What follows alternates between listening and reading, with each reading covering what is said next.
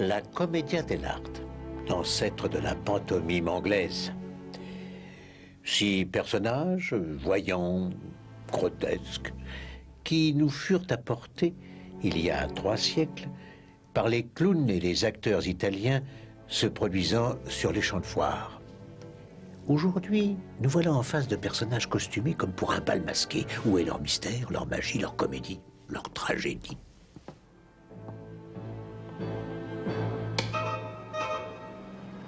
Prêt pour la soirée, mon oncle? Et votre masque? Il n'est pas encore minuit, Eustace. Le bal de la victoire. Croyez-vous que le 1 se rappelle 1918 aussi bien que nous? Oh, comme Coward le dit, quel dommage que le 1 préfère la bataille au festin.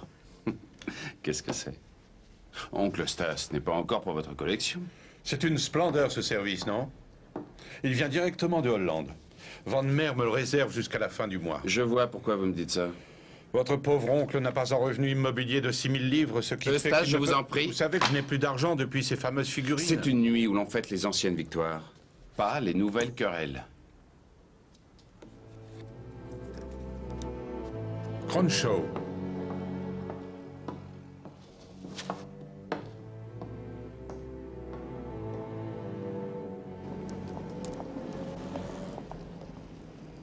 Et voici le programme national. Il est exactement 19 h. Nous allons vous présenter une pièce écrite par Desmond Havelock Ellis dont le titre est Mortel Alibi. Avec en vedette Coco Courtney dans le rôle de Loretta Lambton. Vous êtes en retard, Coco Courtney, comme toujours. Non, mais où est-elle encore? Allez-y. Attendez-vous Mademoiselle Lambton pour dîner ce soir, monsieur? Oui, elle devrait arriver. Coco, mais Pardon, enfin. désolé. Je crois que la pendule avance, monsieur. Oui, je l'avais remarqué, je vous remercie. Y aura-t-il d'autres invités? Non, non. Parfait, monsieur.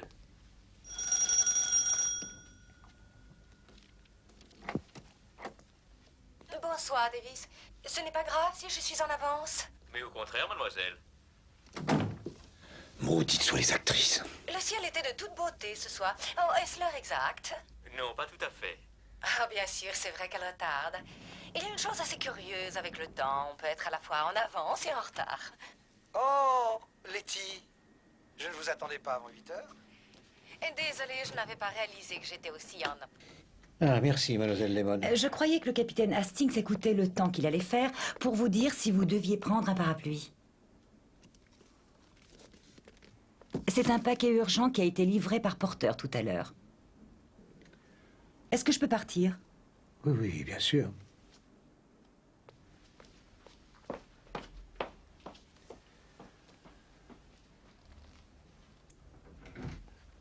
Ah, attendez un moment, mademoiselle Lemon.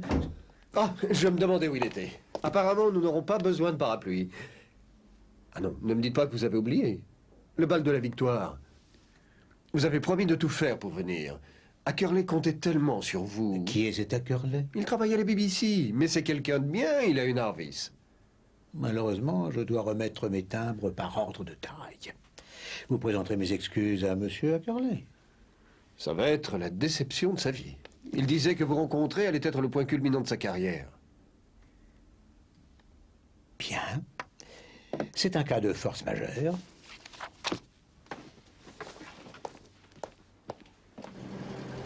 Ce que je vous demande, ça n'est pas la mer à boire. 1 millier de livres suffiront. Eustace, pas maintenant. Plus tard. La voilà qui arrive. La belle du bal. Ils sont là. Vous êtes arrivé juste à temps ce soir. J'adore arriver juste à temps. Bonsoir, chérie. Coco, vous vous rappelez mon oncle, l'honorable Eustace? Oh, c'est tout le contraire, paraît-il. Et voici Chris Davidson, quoique acteur, un vieil ami de Coco. Monsieur. Venez, Davidson, allons sauver votre épouse. Elle attend dans un taxi avec une amie de mon oncle, la redoutable Madame Malaby. Eh bien, il était temps. Je commençais à soupçonner Mademoiselle Courtney d'avoir des relations particulières avec toute la BBC. Directeur et technicien compris. J'arrive tout de suite. Bonsoir, Coco. Les refrains ce soir, non? Et tout le monde en route pour le bal de la victoire.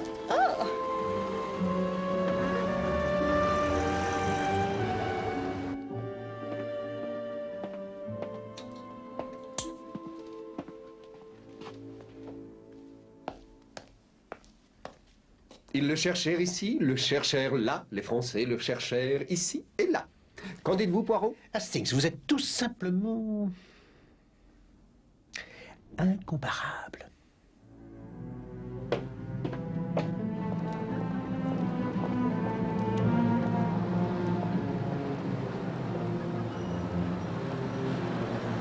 Alors, je ne crois pas qu'on vous laisse entrer. Je pensais avoir été clair, le bal de la victoire est un bal costumé. Hercule Poirot ne porte pas de déguisement. Tout le monde se déguise, puisque chacun doit être un personnage célèbre. Précisément. Ah oui. Oui, c'est vrai.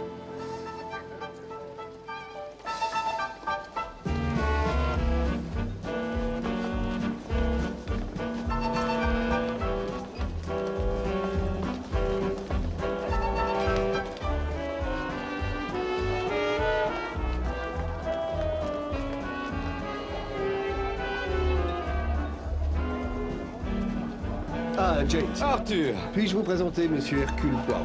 Oh, je suis tellement heureux de faire enfin votre connaissance. Je crois rêver. Le chèque d'Ackerley, je présume.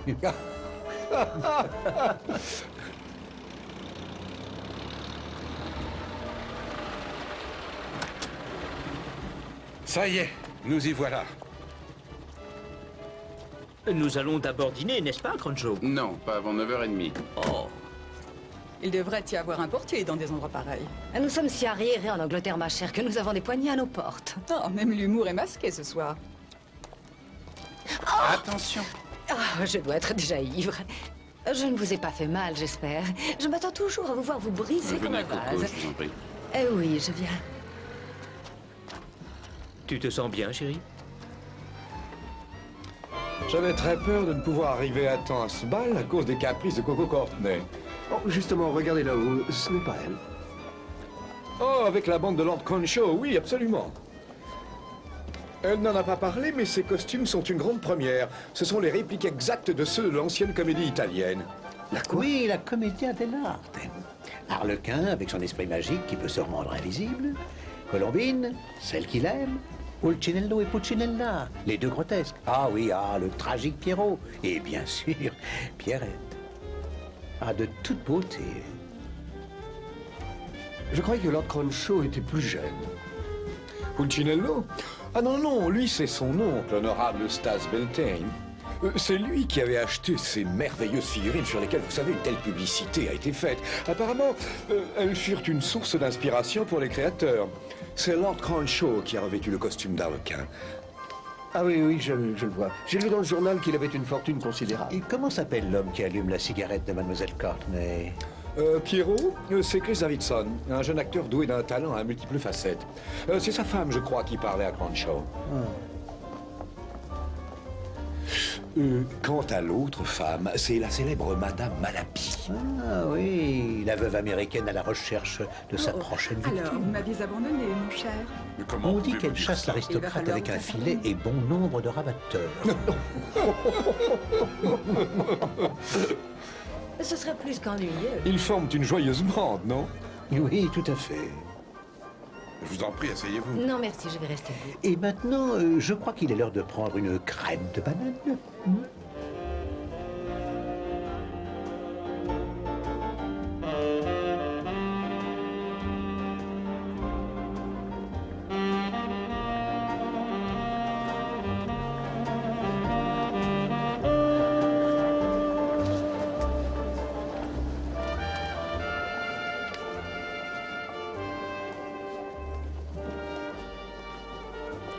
Dieu merci, nous voilà loin d'eux. Coco et Cronshaw sont des gens tout simplement insupportables. C'est cet escroc de Von Mer que je vois là. Stas, traitez-le par le mépris. Il m'a pris à la gorge avec les figurines et maintenant il voudrait recommencer avec le service chinois. C'est le cadet de nos soucis, en tout cas ce soir. Je vais coincer ce bandit et lui demander de baisser son prix. Stas! Oh, je suis désolée. Quand Stas veut quelque chose pour Non, sa non et collection, non. il Je ferait veux en finir n'importe avec ça, et quoi. tout de suite.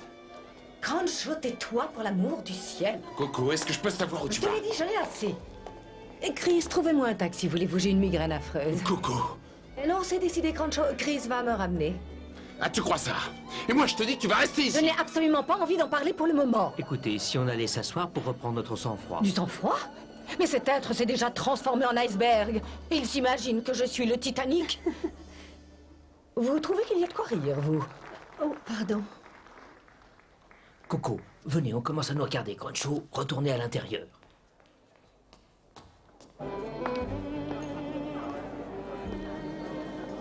Et il ne s'en est jamais remis.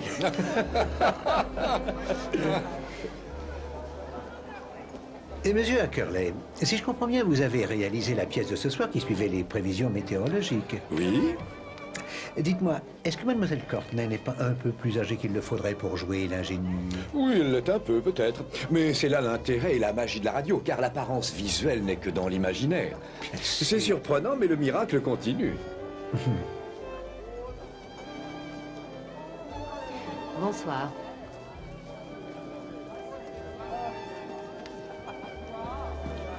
Que se passe-t-il?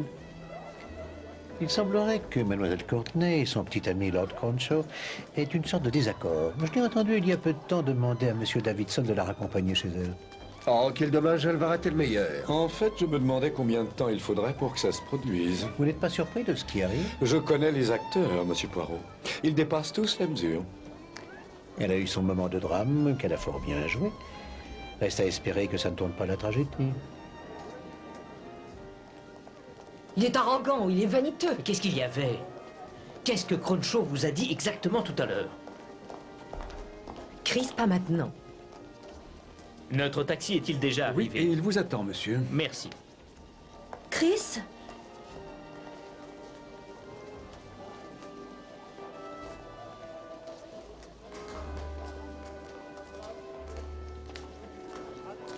Nous allons régler cette histoire ici et tout de suite. Vous n'êtes pas un homme pauvre. Vous pouvez quand même me rendre ce service. Vous voyez bien que je suis désespéré.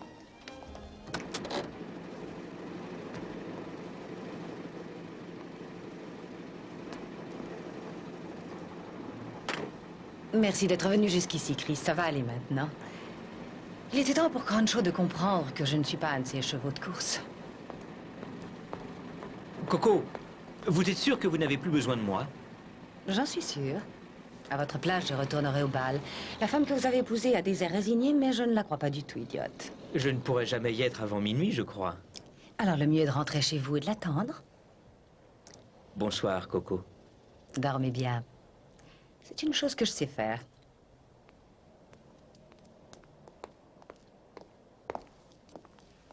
Vous avez passé une bonne soirée, mademoiselle Courtney?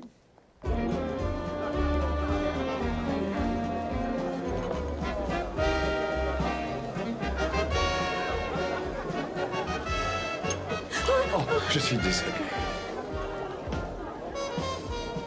Merci beaucoup.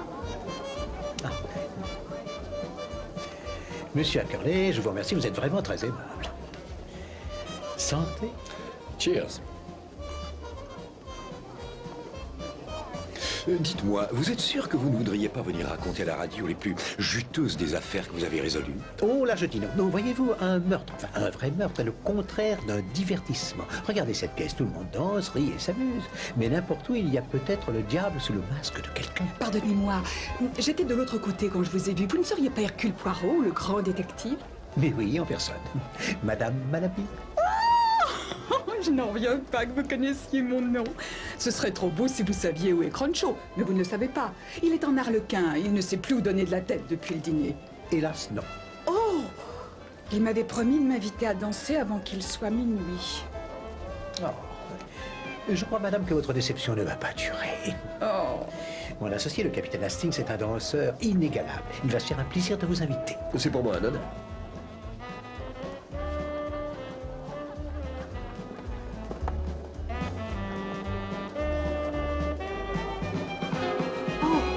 Il est là-haut. Youhou! Vicomte Cruncho!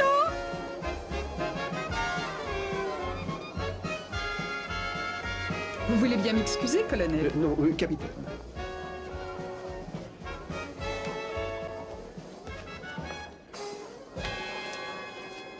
Déjà remercié, Arthur. Voilà ce que c'est que de ne pas avoir de particules. Mesdames, mesdemoiselles et messieurs, l'heure d'ôter son masque et de fêter la victoire est imminente. Dans 12 secondes, il sera minuit. 10, 9, 8, 7, 6, 5, 4, 3, 2, 1.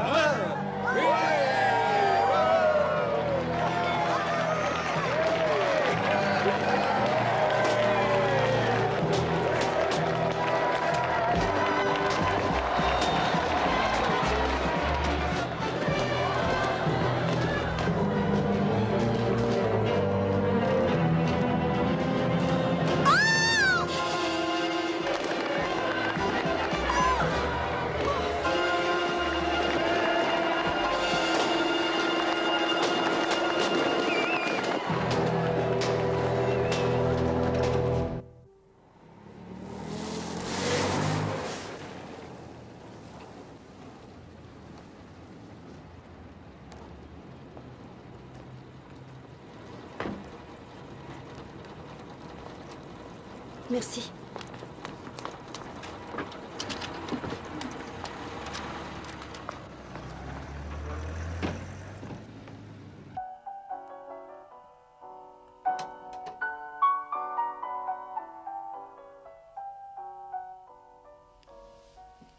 Chérie, qu'y a-t-il?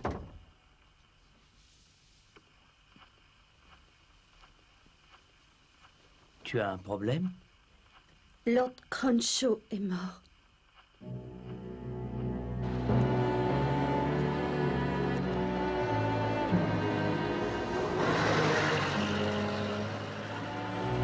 Inspecteur Japp, qu'avez-vous à déclarer? Est-il vrai que l'assassin s'est joué d'Hercule Poirot? Dites-nous la vérité, inspecteur. Eh me voilà dans de beaux draps, Poirot. Un des pères du royaume assassiné de sang-froid sous le nez de 400 convives. Il va nous falloir l'Albert Hall pour y réunir les suspects. Peut-être. C'est un des couteaux qui était sur les tables. Ça en est rempli, là, derrière. On vérifiera les empreintes, mais je crois qu'on ne trouvera rien. Un instrument pas très pratique. Mais employé avec force. Et, on a aussi trouvé ça par terre. Madame Malaby l'a vu écrire quelque chose juste avant qu'il meure. Lowestoft? C'est une ville qui est sur la côte est. Peut-être qu'il voulait y passer ses vacances. Oh, Poirot, regardez. Attention, mon ami.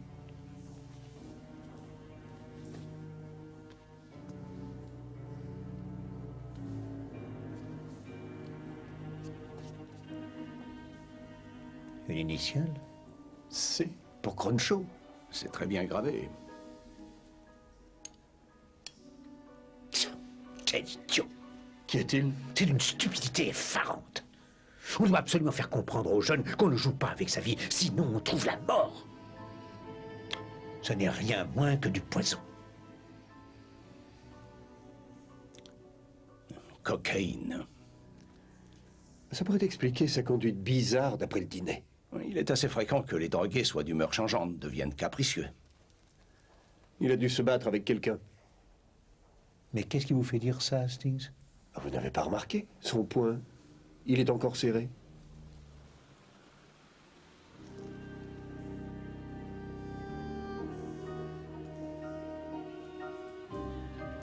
C'est ça. Ah, c'est très joli, mais ça ne nous aide pas. Au contraire, inspecteur Japp. Si vous le permettez, je vais faire une petite vérification.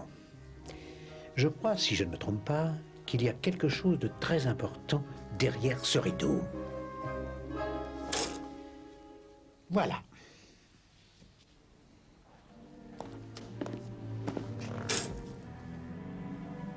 C'est uniquement un recoin vide. C'est très important. Encore une chose, inspecteur Japp. À votre place, j'irai voir mademoiselle Coco Courtney. Et pourquoi? Pour lui demander si elle et Lord Cronshaw n'auraient pas eu une dispute.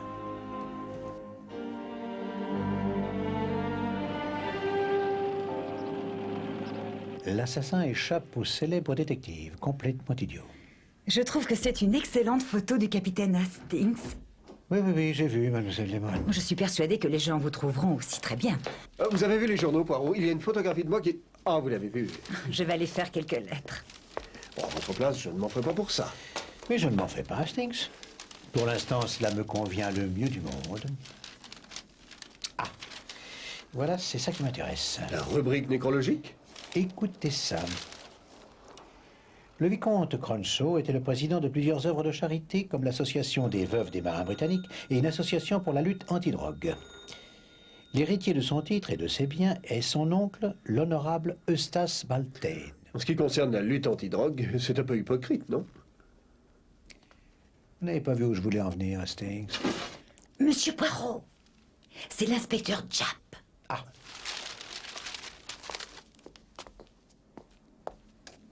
Allô?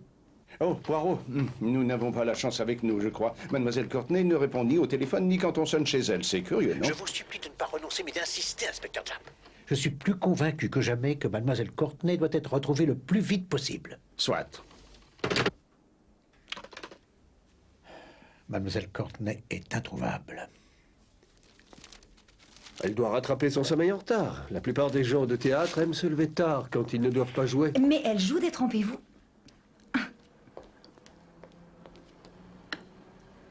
Il joue une pièce le vendredi soir et il recommence à jouer le samedi matin. Ma mère l'écoute tous les samedis en prenant son café. D'une certaine façon, je l'aime vraiment, je suppose. Mais il n'est jamais devenu ce que je croyais qu'il allait devenir. Je crois qu'il ne le deviendra jamais. Oh, cette horrible pendule. Pourquoi? Venez, Hastings. Nous allons jusqu'à ce studio de la BBC. Oh, pardon, je suis désolée. Je ne voulais pas dire ça. Ne m'en veuillez pas. Mais avec cette pendule, je ne sais jamais où j'en suis.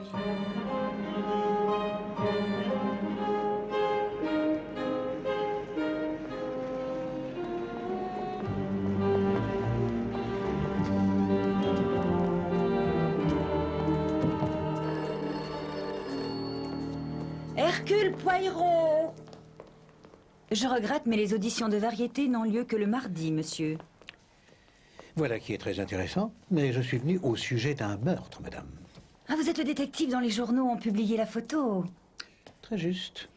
Je suppose que vous ne voulez pas encore rater l'assassin. Tu n'étais pas où tu prétendais être cette nuit. Tu étais ici, tout le temps. Je me sens ridicule. Je n'aurais jamais imaginé que c'est l'argent que tu voulais. Je m'en aperçois à temps.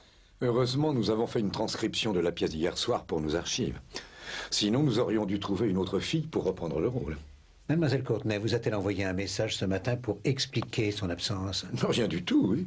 3 minutes avant la retransmission, elle ne répondait toujours pas au téléphone. Donc je n'avais pas le choix, il m'a fallu utiliser l'enregistrement et renvoyer les autres acteurs. Hastings, j'ai vraiment très peur de ce qui a pu se passer.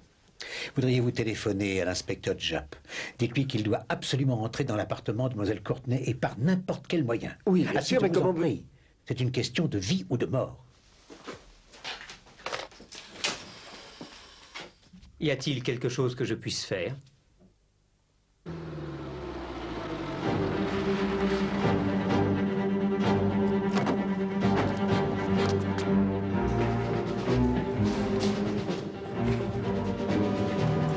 C'est au 4e étage.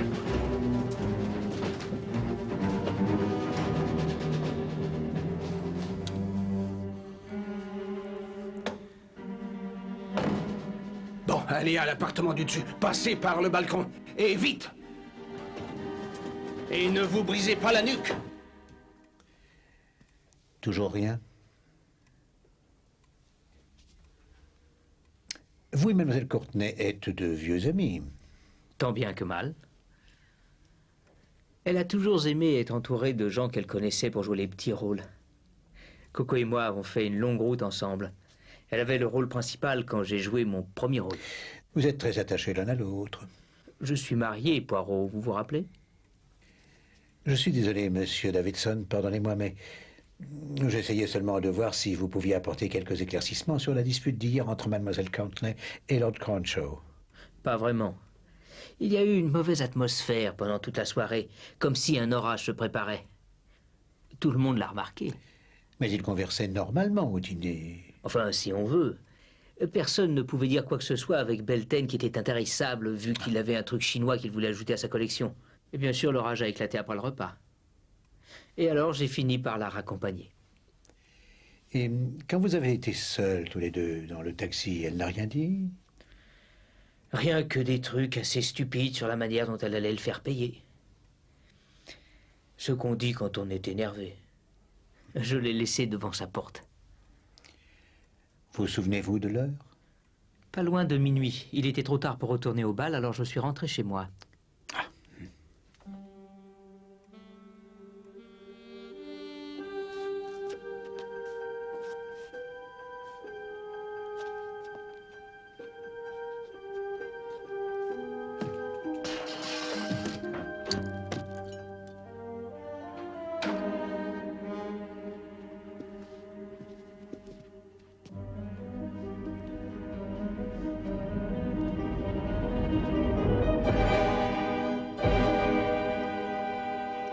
lui, je me suis sentie rajeunie. J'avais retrouvé toute ma jeunesse. Dès que je l'ai vu, l'air est devenu plus léger. Nous arrivons tout de suite. Même le ciel était redevenu bleu.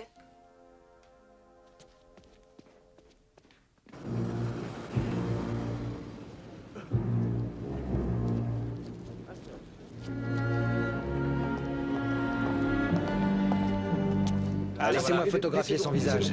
S'il vous plaît, non. Laissez-moi encore une, s'il vous plaît.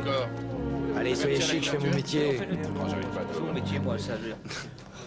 Écoutez, encore une. Attendez, voilà Hercule Poirot. Monsieur Poirot, où en êtes-vous de votre enquête, s'il vous plaît? Vous avez des soupçons? Non, attendez, monsieur Poirot, s'il vous plaît.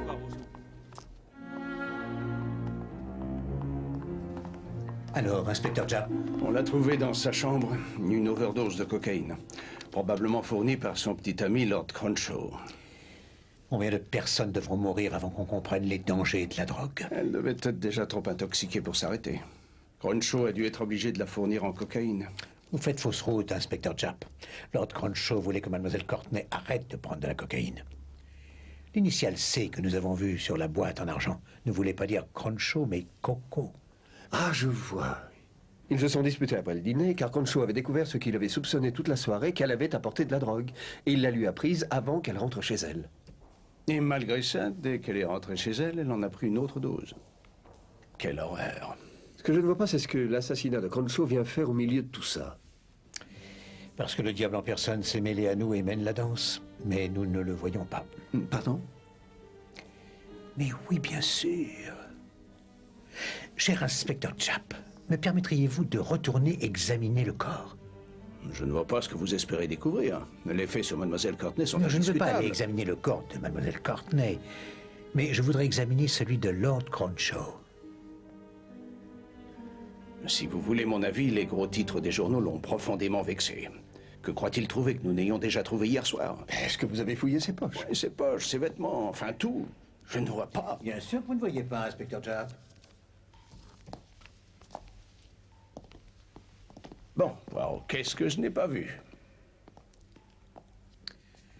Regardez sa main. Alors, qu'observez-vous? Il serre son poing. Hastings? Oui, je suis d'accord.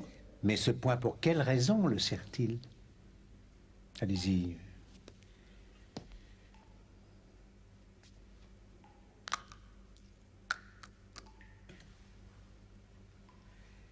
Est-ce que par hasard, ce poing cacherait un secret?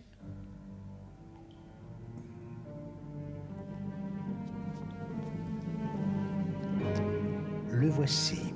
Ce n'est pas vrai, c'est moi qui aurais dû y penser. C'est le pompon.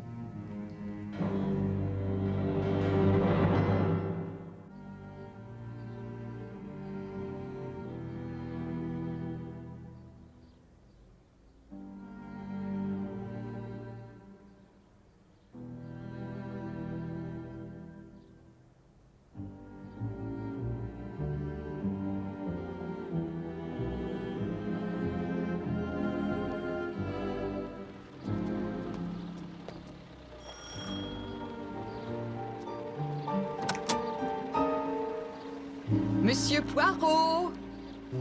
Oh, Madame Malaby. Capitaine Hastings, quel plaisir de vous revoir. Pourriez-vous... Permettez. Je n'arrivais pas à décider ce que je porterais cet automne. C'est que Stas a les moyens. Maintenant, c'est lui, le vicomte Cronshaw. 1 shilling 6. Ah. En quel honneur nous avons droit à cette délégation? Eh bien, Monsieur Poirot avait une envie folle d'admirer ces célèbres figurines. Oh! Oui, j'en mourrais d'envie. Est-ce que sa grandeur est là, Samuelson? Sa seigneurie est avec sa collection, madame. Je vous remercie. En avant toutes!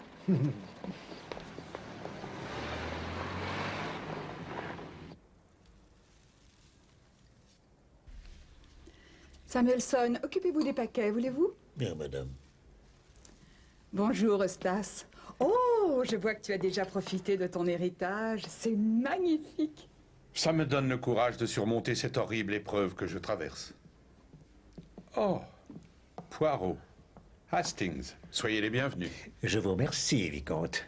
Qu'est-ce que je vois là? Quel original petit service à thé. Hastings, ce service à thé n'est pas seulement original, comme vous le dites, mais il vaut très cher, car il est très rare, n'est-ce pas, monsieur? J'ignorais que vous fussiez connaisseur en chinoiserie, Poirot. Monsieur Poirot voudrait voir les figurines.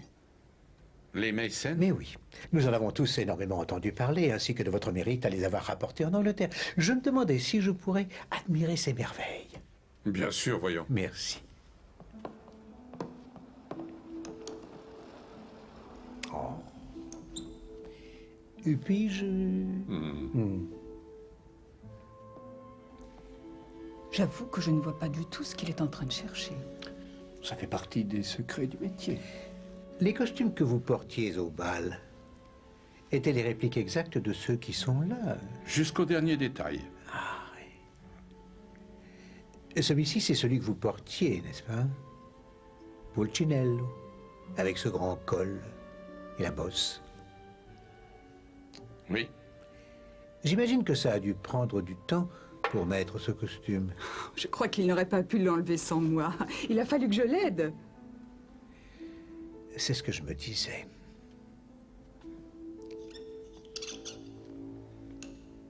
Mais au fait, au dîner, où étiez-vous placé hier soir lors de ce bal? J'essayais d'éviter l'homme qui voulait me vendre ça.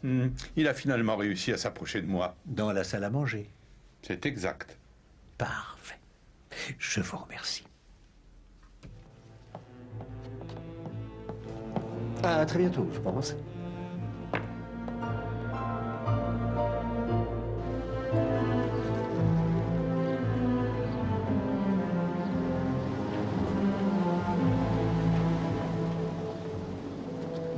Ah, vous voilà, Poirot, enfin. Justement, je vous cherchais. Qu'y a-t-il, inspecteur Japp?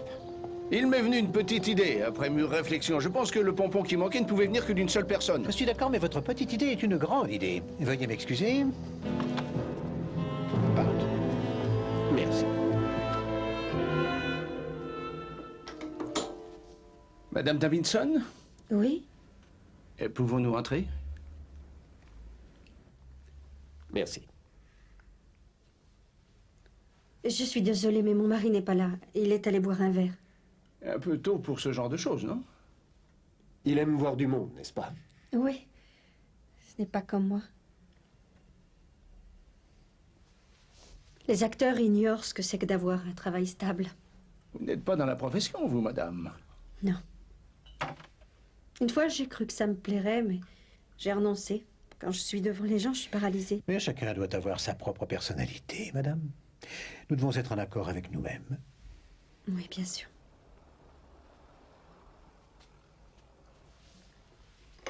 Que voulez-vous exactement? Monsieur Poirot voudrait avoir quelques précisions pour procéder à la reconstitution de la soirée. Oui, c'est exact. Ah. C'est uniquement une question de détail qui demande à être vérifiée. Cela concerne la nature des costumes qui ont été faits pour vous et que vous portiez au bal. Vous comprenez? Je crois, oui. Nous voudrions les examiner, si vous le permettez. Vous les avez encore, je suppose. Ils ne sont plus ici, je regrette. Mon mari les a envoyés au nettoyage. Oui, c'est normal. Mais quel dommage. Bien, je suis désolé de vous avoir dérangé pour rien, madame. Nous finissons juste notre thé.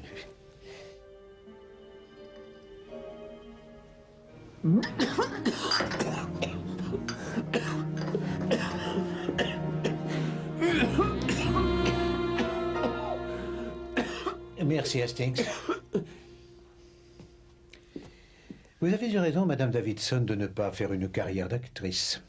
Votre œil disait le contraire de ce que disait votre bouche. Inspecteur Japp? Il y a un pompon qui manque au costume de Pierrette. C'est vrai? Peut-être pourriez-vous nous dire comment il est arrivé dans la main de l'homme qu'on a tué?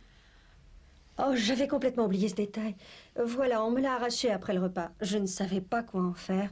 J'ai cherché Monsieur Belten, mais il était dans la salle à manger où il se disputait avec quelqu'un. Alors je l'ai confié à Lord Cronshaw. Je suis désolée, j'ignorais que c'était important. Cela répond à votre question? Vous devez comprendre, madame, que le fait de cacher une information peut non seulement faire condamner un innocent, mais aussi protéger le coupable. Vous le comprenez, n'est-ce pas, madame? Oui, tout à fait. Veuillez me pardonner. Le deuxième mort du bal déconcerte le détective belge. Monsieur Son histoire semble très plausible. À un petit détail près. Et lequel? C'est un mensonge éhonté. Les fils du pompon que nous avons trouvés dans la main de Lord Cronshaw avaient été arrachés, tandis que ceux du costume de Madame Davidson étaient coupés. Vous pensez qu'elle les aurait coupés? Non, non, non, Hastings. Elle n'avait même pas vu que le pompon manquait jusqu'à ce qu'on lui ait montré. Mais voilà pourquoi elle a inventé cette histoire ridicule. Le sien a été coupé par l'assassin. Et pourquoi? Pour remplacer celui de Lord Cronshaw, arraché du costume de son assassin. Si ce n'était pas le sien à elle et que son mari n'était pas là quand Cronshaw s'est fait tuer... L'une a-t-il envisagé la possibilité d'un double costume? Un autre Pierrot? Et que faites-vous du mot qu'il a écrit? Lowestoft. Ah oui, le mot. Puis-je vous suggérer de vous renseigner auprès de celui qui a vendu le service à thé à Lord Beltane? Je crois que vous découvrirez que ce service vient de Lowestoft. Et ça veut dire que... Maintenant, il est grand temps de réhabiliter la réputation d'Hercule Poirot.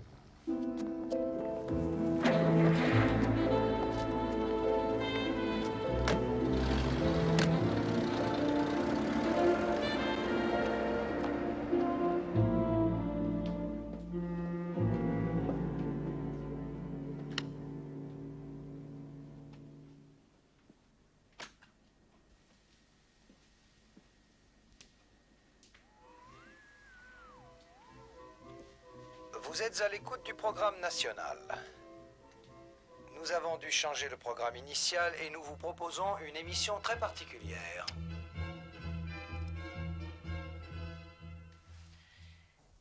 Bonsoir, mesdames et messieurs. Ici Hercule Poirot. On m'a demandé plusieurs fois de venir raconter les affaires dont je me suis occupé, mais j'ai toujours refusé. Toutefois, ce soir, j'ai accepté de procéder pour vous à la reconstitution de l'affaire du bal de la Victoire. C'est pourquoi j'ai avec moi ce soir, dans le studio, les principaux participants de cette soirée dont les vies furent bouleversées par ce tragique événement. Je vous remercie tous infiniment d'avoir accepté mon invitation. Et maintenant, je vous emmène tous dans la grande salle où s'est tenu le bal de la Victoire. Les lumières se tamisent, la musique commence. Les ombres des principaux personnages vont revivre cette soirée pour nous.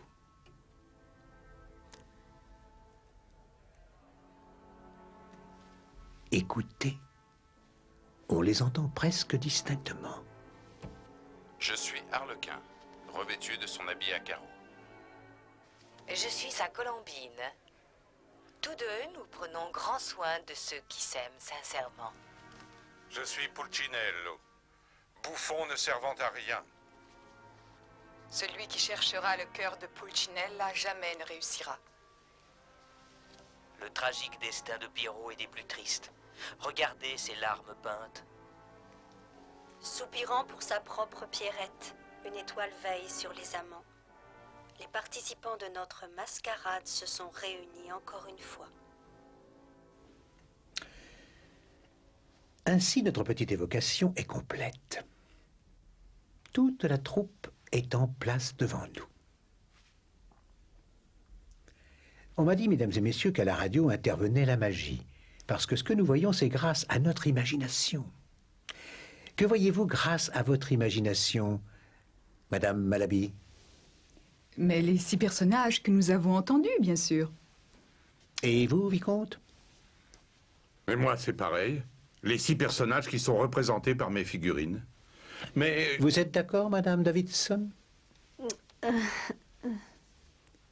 Bien sûr que nous sommes d'accord, Monsieur Poirot. Bon. Maintenant, laissons se dérouler la réalité devant nos yeux.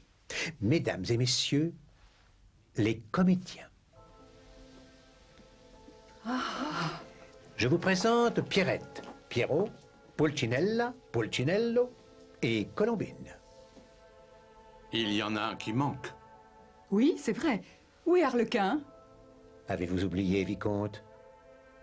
qu'Harlequin a le pouvoir d'être invisible. Venons-en à la révélation de la vérité. Êtes-vous prête à nous dire la vérité, Madame Davidson, ou dois-je le faire pour vous? Très bien. Ce qui est arrivé est très simple. Le mobile de l'assassinat de Lord Cronshaw et de Coco Courtney était cette horrible drogue, la cocaïne. Ah, tu crois ça? Et moi, je te dis que tu vas rester ici. Je n'ai absolument pas envie d'en parler pour le moment. Pendant le bal de la Victoire, je fus le témoin d'une discussion entre Lord Cronshaw et Mademoiselle Coco. Ils étaient amants et maîtresses, mais Cronshaw avait découvert que Coco se droguait en secret. Le jeune Lord Cronshaw avait du caractère. Il s'empara de la cocaïne de sa maîtresse et menaça de dénoncer son fournisseur qui détruisait sa vie et celle de beaucoup d'autres. Coco était déjà trop intoxiquée.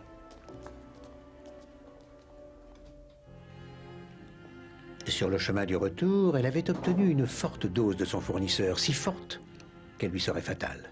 Son fournisseur savait maintenant que le seul moyen d'éviter la prison était le meurtre. Revenons à notre Harlequin. Quand j'ai examiné le corps de Lord Cronshaw, je n'ai pas découvert le pompon. Pourquoi? Parce qu'il était dans son poing serré d'une rigidité cadavérique. Lord Cronshaw n'avait pas été tué à minuit, mais plus tôt dans la soirée. En attendant, on avait caché son corps derrière les rideaux. Ah, vous devez vous tromper. Je l'ai vu de mes yeux vus un petit moment avant minuit. Non, non, non, non, Madame Malaby. L'Arlequin que vous avez vu, je dis bien l'Arlequin que vous avez vu, est avec nous dans cette pièce.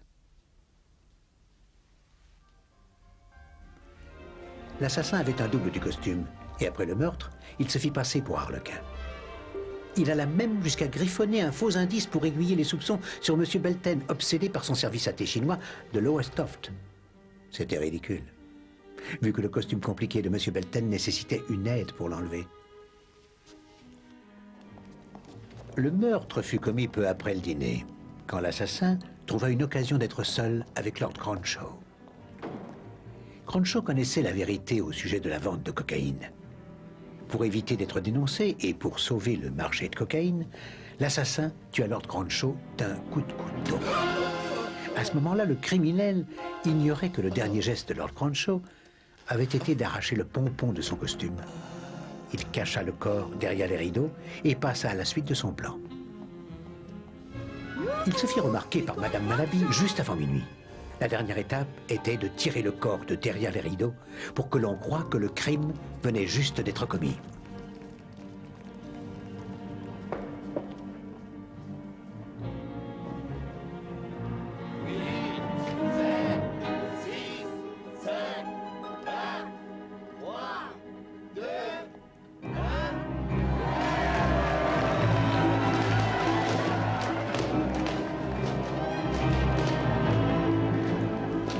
L'assassin s'en alla tranquillement. Il était persuadé que quand on découvrirait le corps, on croirait qu'il était chez lui depuis longtemps. Non, Chris ne peut pas être l'assassin. Mais si, Madame Davidson. C'est bien votre mari qui a pu rester seul avec Lord Cronshaw. C'est bien votre mari qui a donné une dose mortelle de cocaïne à Coco dans le taxi. Et en dépit de ce qu'il nous a dit, c'était bien votre mari qui avait eu en réalité le temps de retourner au bal pour terminer sa mascarade en tant qu'Arlequin.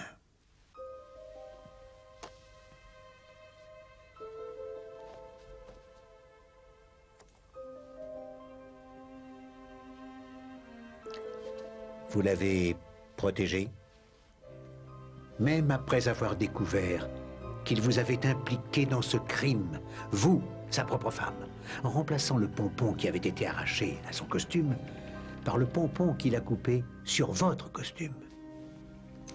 Ne l'écoute pas, ma chérie. Félicitations, monsieur Poirot. C'est une merveilleuse histoire policière, quoique ce soit de la fiction. Eh oui. Je crains fort que vous ayez raison. Non mais, oh oui, pourquoi? Et parce que, sauf si Madame Davidson accepte de témoigner que son mari vend de la drogue, autrement je crois bien que tout ce que j'ai dit restera une théorie. Moi j'en suis sûr, donc l'émission est terminée. Oui. À moins que... Harlequin nous joue encore un dernier tour.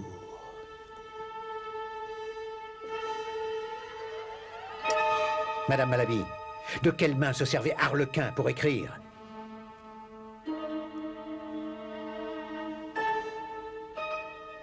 Oh mon Dieu, Crenshaw était droitier et non gaucher. Christopher Ian Davidson, je vous arrête pour les meurtres du vicomte Crenshaw et de mademoiselle Coco Courtney.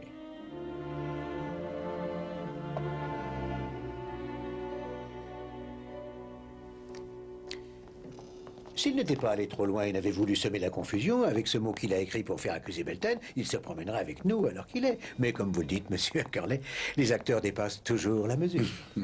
Je vous remercie infiniment de votre coopération. Oh, c'est moi qui suis honoré que vous ayez accepté mon invitation. Je suis sûr que ça est une émission très enrichissante pour nos auditeurs. Merci. Monsieur Ackerley, on vous cherche partout, monsieur. Le standard téléphonique est submergé d'appels. Les gens disent que ce qu'ils viennent d'entendre est une honte, que notre station n'est pas faite pour satisfaire la vanité d'un détective étranger. Sir John Reich vous attend immédiatement dans son bureau. Je suis navré. Pardon. Allez, il faut pas vous en faire. Non, mais bien sûr que non. Et ça ne me surprend pas du tout. Pas du tout? Non. Inspecteur Japp, vous devriez surveiller votre élocution. Non, mais oh, je crois que je donne plutôt dans le correct. Eh ben voilà, c'est tout à fait ce genre d'expression, je donne tout à fait dans le correct, qui sème le discrédit sur une émission de valeur. Nous partons, Hastings. J'enverrai à l'inspecteur Japp le livre « Apprenez à parler correctement ». Ainsi, la prochaine fois, il ne se ridiculisera pas.